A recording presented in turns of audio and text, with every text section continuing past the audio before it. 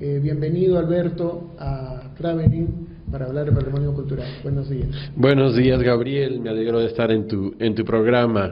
Va a ser una conversación muy interesante, seguro. Sí, bueno, Alberto, primero hablemos de las amenazas principales que hay contra el patrimonio cultural. Por un lado está la construcción de este hotel aparatoso en la calle Safi en el Cusco, está las pérdidas en el Archivo General de la Nación, está el problema del MUNA que amenaza al contenido del museo en Pueblo Libre.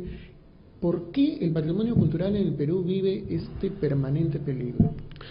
Bueno, es evidente que no hemos logrado entender que el patrimonio cultural es un activo para el desarrollo.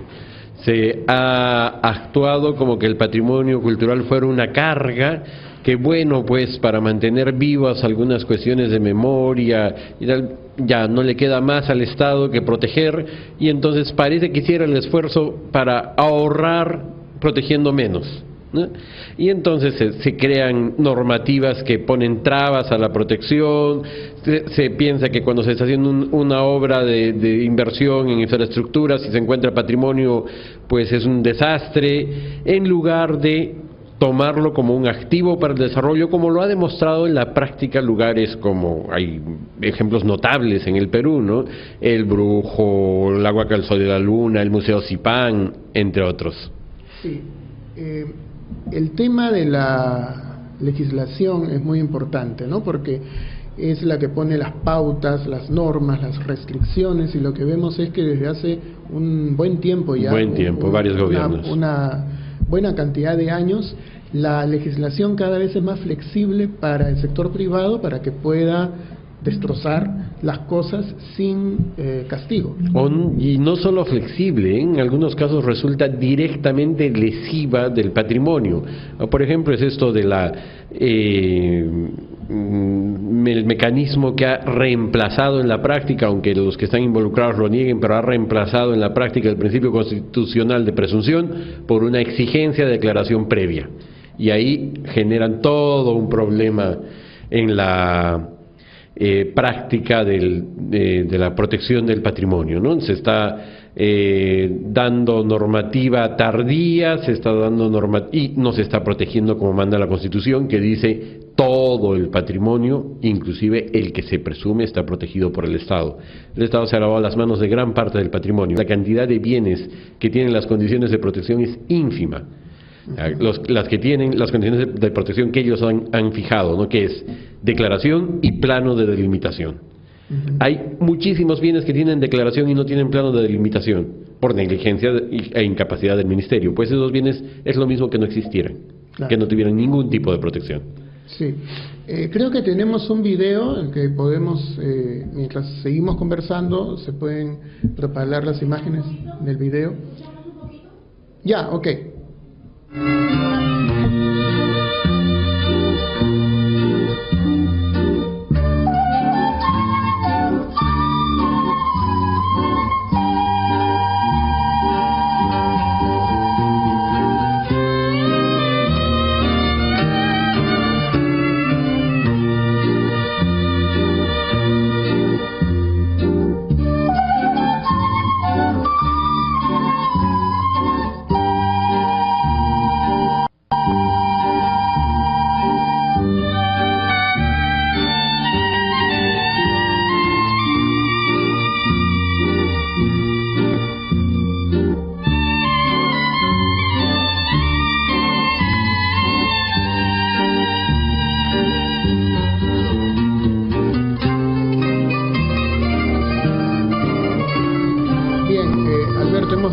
Algunas imágenes vinculadas al caso de la calle Safi, ¿no?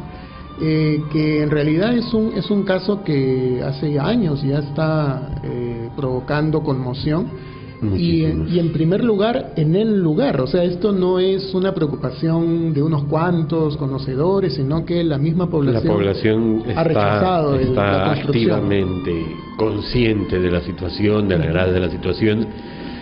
Al parecer hay un sistema de inspecciones internacionales de evaluaciones internacionales en la que participa ICOMOS Internacional. El sistema funciona de manera, ICOMOS Internacional manda una misión que no son locales, no son gente del país, siempre para evitar que haya algún tipo de interferencia, intereses. Esa misión la presenta UNESCO, UNESCO la aprueba, la presenta a la embajada peruana la comparte con las autoridades. Esa misión opina que si no se demuele hasta el segundo nivel, es un riesgo y Cusco debería ser declarado Patrimonio Mundial en peligro, directamente. Normalmente el lenguaje es mucho más diplomático, podría suceder y tal, pero acá dice, es la consecuencia si es que no se hace eso. Ya, o sea, pero eso todavía no se ha dado. Todavía no se ha dado, pero como no se ha dado ningún tipo de demolición, es una sentencia que está pendiente de cumplirse en la práctica, ¿no? Ya. Es una evidente decisión firme que está dando un plazo para la ejecución, pero no vemos que se avance de ninguna manera en esa ejecución. Entonces, además, al parecer, esa información que la recibió el Ministerio de Relaciones Exteriores y la pasó Cultura, que es quien debe administrarla, trataron de disimularla, mantenerla callada y demás, ¿no? Entonces, cuando nosotros hemos comentado la gravedad de la situación, el Cusco también ha vuelto a reaccionar ante ese riesgo, ¿no? Porque si es que van a ponerlo en la lista de Patrimonio Mundial en peligro por no demoler, y sigue la situación de no demolición, lo que sigue es el retiro. Es la lógica natural de las cosas. Entonces, frente a eso sí hay una profunda preocupación en el Cusco, ¿no? Y si eso ocurriera, ¿no estaríamos ya en otro escenario, en otra etapa, digamos, tratando de encontrar lo bueno dentro de lo malo, ¿no? A veces cuando las cosas ya llegan al fondo es que empiezan a mejorar. Bueno, por un lado hay conciencia pública, por otro lado esto ha dado pie a que, por ejemplo, el alcalde nos dedique una reunión muy larga donde hemos debatido otros temas. El Cusco está llenándose en los alrededores de la ciudad histórica misma. Claro, no es patrimonio mundial, pero es lo que se ve desde el patrimonio mundial. Es parte necesariamente del concepto de ciudad que uno se forma, y están apareciendo cada vez más edificios de 4, de 5 pisos con lunas polarizadas. Están comenzando a rodear la zona de San Blas con esos edificios que realmente serían desagradables en cualquier sitio, pero ahí son imposibles de tolerar, y nosotros se lo hemos dicho con toda claridad al alcalde, ¿no? Si no frenan eso, igual vamos en el mismo camino, ¿no? Porque nos dirán, no es parte del patrimonio mundial, claro, pero es lo que se ve desde la Plaza Mayor, la sensación de opresión, de frustración a los que hemos conocido antes la ciudad, ¿no? Que era una maravilla, con un entorno verde totalmente perfecto, al caos que hay ahora es muy preocupante, y tienen que tomar medidas. Tendrán que expropiar, pues, tendrán que comenzar a expropiar y recuperar. A ver, Alberto, una mirada un poco más panorámica en el tiempo. Tú ya tienes en este tema más de 25 años, creo, aproximadamente. ¿Cómo ha sido el trato al patrimonio cultural en los últimos 30 o 40 años? ¿Cómo es que hemos llegado a este desamparo tan grave? Hay un proceso de pérdida de valores en la sociedad que se manifiesta en diversos aspectos, ¿no? Corrupción, incumplimiento, la debilidad a la que han llegado todos los sectores, incluyendo el sector cultura, en el tema de la estabilidad laboral, ¿no? En cualquier momento sale el arqueólogo, el arquitecto, cualquiera, o sea, llega un día y le dicen, hasta acá llegaste, chau, ¿no? Entonces viven con pánico. Y ese pánico genera una situación de anomia, de silencio, de dejar pasar, ¿no? O sea, hay una vulnerabilidad profesional. Hay una vulnerabilidad profesional gravísima. Creo que ese es uno de los grandes puntos clave de este asunto, ¿no? Si todo el mundo vive con miedo que el jefe lo saque, el jefe estornuda y todos gritan al mismo tiempo salud, ¿no? Y eso sucede en el ministerio. O sea, acabamos de tener un arqueólogo que ha fallecido por condiciones laborales abusivas. Alex Chávez. Ha fallecido por condiciones laborales abusivas, y no hay sindicato tal vez por lo bajo, no muy disimuladamente. No hay arqueólogo que haya levantado la voz, comentan en los pasillos, pero o sea, eso les puede pasar a ellos en cualquier momento, pero mejor callar porque se quedan sin trabajo, ¿no? Sí, es y terrible. entonces esa situación tiene que ser consciente. Si nos quiere hablar de moralización y demás, el presidente tiene que comenzar por cambiar esas situaciones que son el germen de grandes daños, ¿no? En el Dakar, los han tenido a los arqueólogos, los dejaban a las 8 de la mañana en el desierto y los recogían a las 5 de la tarde y les daban dinero para que se compren refrigerio. En el desierto, ¿dónde podrían comprar refrigerio? Y salía el alcalde, el ministro del momento y nos decía, todo ha sido perfecto. Y los arqueólogos no se atreven a sacar en su Facebook una denuncia que los han dejado 8 horas con bloqueador solar. Creo que ese era el mecanismo de protección. O sea, no tenían un vehículo cerca si se enfermaban, no tenían alimentación, les daban una botellita de agua. Un desastre. Ya, o sea, pero ellos estaban ahí trabajando. Trabajando, haciendo supuestamente la delimitación de sitios, que también se vio como, ¿no? Fierro de construcción y cinta amarilla de peligro. Esa era la delimitación del sitio. Pero para hacer eso tenían que caminar, recorrer, ir ubicando las cosas y tal. Y eso lo hacían sin ningún apoyo. Y son incapaces de decir, ya basta, ¿no? De decir, esto es abuso, esto no se puede permitir. Estamos hablando de la gestión de Rogers Valencia. De la gestión de Rogers Valencia, sí, eso ha sucedido durante lo del Capacñán de Rogers Valencia, pero los arqueólogos que les hacen ir a cualquier hora desde hace muchos años, ¿no?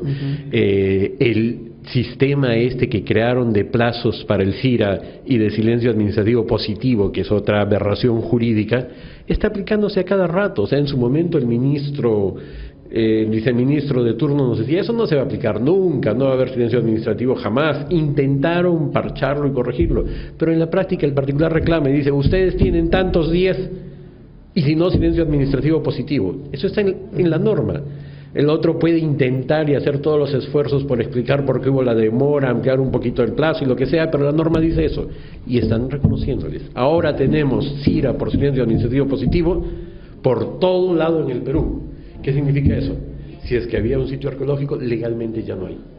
Legalmente ya no hay, porque el silencio administrativo ha hecho que el CIRA, el certificado de inexistencia de restos arqueológicos, se expida.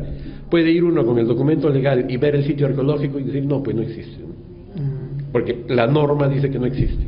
Y es el sistema. Ahí habría que hacer acciones de amparo para demostrar.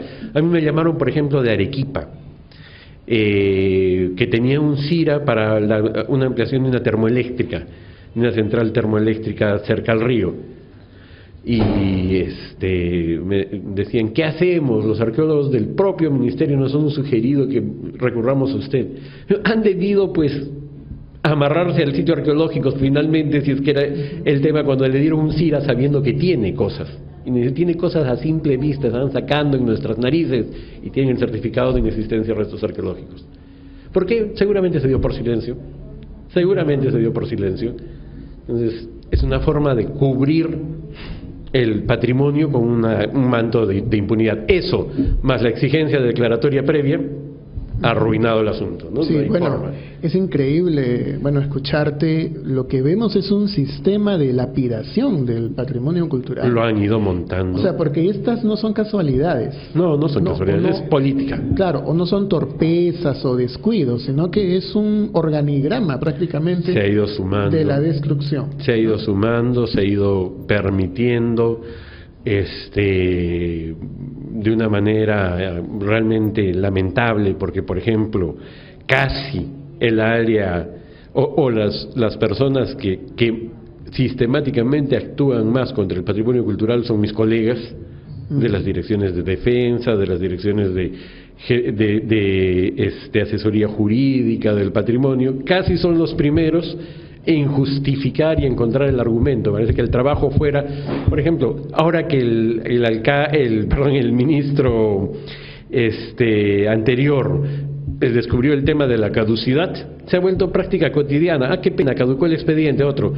caducó el expediente. ¿Y dónde están los responsables? Claro, se pone una notita al final, que la Oficina de Recursos Humanos haga la investigación del caso. Sabemos que esas investigaciones no tienen ningún resultado si no van desde un inicio con una orden clara, identificación de responsables, identificación por lo menos de la oficina involucrada. ¿Y cuál es el tiempo de la caducidad? Este gobierno ha dado una norma por la que de abierto el expediente solo en primera instancia son 9 meses.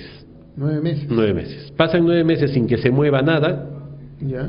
tierrita el asunto y se acabó la sanción. O sea, pero 9 meses. 9 para meses un sin que se haga nada en un trámite y no son capaces de decir, caducó, pero el responsable de la caducidad, inmediatamente se le inician todas las sanciones y se le cancela, ¿no? Y no se le hacen esas. No se hace nada. sanciones. O sea, en el Cusco, los que están involucrados con la caducidad de SAPI, Sí. el director de la Dirección Desconcentrada del Cusco acaba de pedir permiso 45 días sin goce de haber. O sea, mejor dicho, sigue siendo director, porque estaban diciendo, va a salir. Están disimulando la salida para que siga en el cargo y pueda regresar después y tal, o por lo menos para que salga sin el escándalo que significa el incumplimiento de funciones. No era él directamente, o sea, parte de los 9 meses habían pasado antes que él llegue, pero uno llega y en un caso tan grave, pues al día siguiente se da cuenta, ¿no? Sí. Alberto, tú tienes mucha experiencia internacional, sé que has estado trabajando en varios países sobre el tema de patrimonio cultural. ¿Cómo observan al Perú desde el extranjero? Porque yo supongo que todas estas informaciones ya han trascendido las fronteras y en el ámbito patrimonialista internacional ya deben saber lo que está pasando en el Perú. ¿Cómo nos están observando? Bueno, hay que ser conscientes de que existe algo así como una carga internacional desde intereses que también afecta en otros países los sistemas de protección, no solo somos nosotros. La idea de inversión a toda costa como modelo de desarrollo en un planeta que está gritando a voces que ya basta, ¿no? El calentamiento lo estamos viviendo todos los días y en todo el mundo. Sí. Y seguimos pensando, entonces, infraestructura, sistemas productivos están tratando de acaparar todo el espacio y el patrimonio les es una traba también en otros lados. Por supuesto, con grandes distancias de los niveles a los que llegamos nosotros. Yo te doy un ejemplo concreto de algo que yo seguí con mucho detalle. Cuando se destruye una de las pirámides del complejo arqueológico Paraíso, en la noticia salió, yo debo tener inclusive grabados los recortes, en Groenlandia y en China. Encontré prensa de Groenlandia y de China en la que había la noticia de destruyen sitio arqueológico de unos 5.000 años de antigüedad en Perú. En Inglaterra encontré uno de los periódicos famosos, no me acuerdo si era The Guardian y tal, en su versión electrónica, la noticia. Y luego la fila de comentarios. Había 2.000 comentarios promedio. Nosotros llegamos a 170 en el Perú. En todo el esfuerzo que hicimos, yo me acuerdo que bordeábamos 170 y ya era un éxito. En Inglaterra había 2.000 ciudadanos que habían comentado el tema. Sí, Alberto, se acerca el mes de mayo, que es el mes internacional de los museos. Vamos a ver un video sobre lo que, en qué consiste un museo.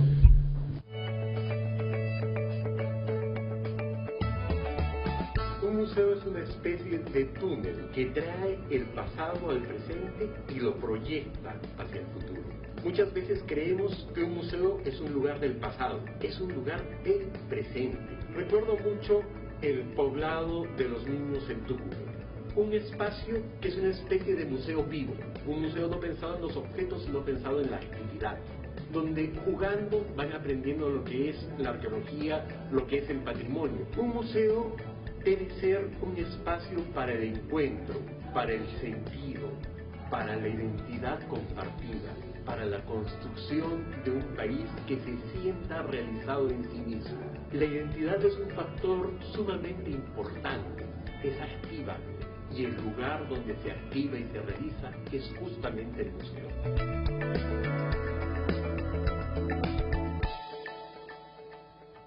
Muy bien, hay que recordarle al público que el Día Internacional de los Museos es el 17 de mayo, Sí. ¿no?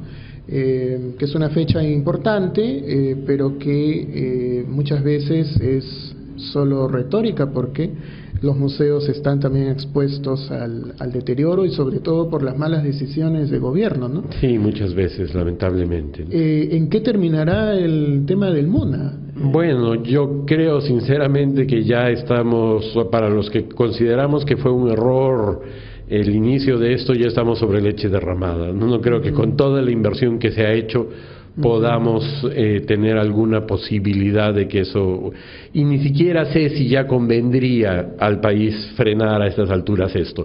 Lo que pasa es que hay que tener muchísimo cuidado con qué tipo de exposiciones se hacen ahí, y hasta donde yo sé sigue en la improvisación todo ese tema, ¿no? O sea, siguen pensando qué llevarían y qué no llevarían, y parece ser que sigue habiendo un grupo de funcionarios o influencers dentro del ministerio que tienen fijación por el Museo Nacional de Antropología, Arqueología e Historia, y en eso sí yo quiero ser sumamente claro. Si es que el Museo Nacional de Pachacamac llega a tener éxito, va a ser éxito en nivel turístico. Nosotros necesitamos nuestro museo histórico, nuestro museo cercano, nuestro museo en nuestra ciudad, en la ciudad que ya nos hemos apropiado hace muchísimo tiempo. Claro, ese es el Museo de Antropología. Claro. Entonces, si es que quieren apostar por su gran museo para llamar la atención del mundo, no dejen de lado a la población peruana, que somos los primeros en tener derechos en este juego. Entonces hay que defender el Museo de Antropología a todo dar, y sé que aunque hay declaraciones de los funcionarios, lamentablemente sabemos que las declaraciones a veces ocultan las intenciones opuestas, ¿no? Claro. Entonces, sí, bueno, es que precisamente ellos no son los que toman las decisiones. Al final ellos no toman las decisiones, tratan de influir también, pero hay muchos más intereses que esto. Entonces la defensa de antropología, del Museo de Antropología, del Museo de Pueblo Libre, creo que es emblemática. Es un museo además que tiene una vinculación con el hecho simbólico del Bicentenario. Por supuesto. Y creo que tenemos que apropiarnos profundamente de ese museo como el museo de y para los peruanos, el museo público de y para los peruanos, en un distrito histórico vinculado con el Bicentenario, que debe adquirir un liderazgo en este contexto. Sí, para terminar muy brevemente, el tema del Archivo General de la Nación. Bueno, ha quedado nuevamente en el limbo. Tú sabes que muchas veces se hacen declaraciones. El ministro dijo que había presupuesto, sé por personal de dentro que no hay presupuesto. El ministro Valencia llegó a decir cuando iba a terminar su gestión que se había decidido que la nueva sede iba a ser en Pueblo Libre. Y que ya existe el terreno, ¿no? Sí. Pero ya tiene mucho tiempo ahí. Nosotros apostamos, estamos hablando con el alcalde, estamos hablando con autoridades, nosotros apostamos por fortalecer un nuevo polo de desarrollo patrimonial y cultural en Pueblo Libre. Creemos que una visión que incluya el Archivo General de la Nación, que está un poco más cerca a Bolívar, en el local donde sería, ahí hay un museo, me parece que es de Codecido, que tiene muchas posibilidades, el Museo de Antropología, el mismo Museo Larco, deben constituir un polo de desarrollo cultural. Tenemos que rediseñar servicios en esa zona, apostaríamos inclusive a peatonalizar algunos espacios, de ser posible, incluir el área del cuartel y el parque que hay ahí, y generar un polo de desarrollo cultural de cara al Bicentenario justamente, y de cara a un distrito histórico que está en el corazón de la ciudad y que puede ser altamente significativo desde esa posición. Muy bien, Alberto, muchísimas gracias. Gracias a ti, Gabriel. Como siempre, dictando cátedra. Gracias. Muchas gracias. Y amigas y amigos de Onda Digital Televisión, con nosotros será hasta el próximo sábado. Muchas gracias.